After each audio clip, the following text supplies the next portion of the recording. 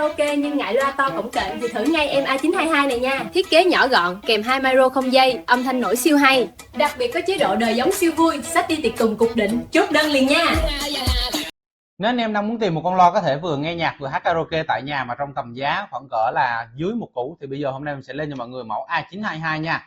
Con này công suất khá là lớn luôn cho mọi người và âm thanh đủ đáp ứng cho mọi người có thể hát trong gia đình đều được luôn nha mọi người. Và mẫu này thì đi kèm cho mọi người đó là 2 micro luôn nha mọi người nha. Chúng ta có thể dễ dàng sử dụng đó là 1 hoặc là 2, có thể chỉnh được volume âm lượng hoặc là giọng ở trên loa đều được luôn nha mọi người.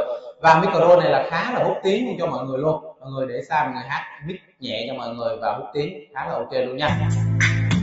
Đừng như một đóa hồng mai ước giấc theo hôn theo những ngày dài cuộc tình đi qua trong em mang bao niềm nuôi trái tim vỡ tan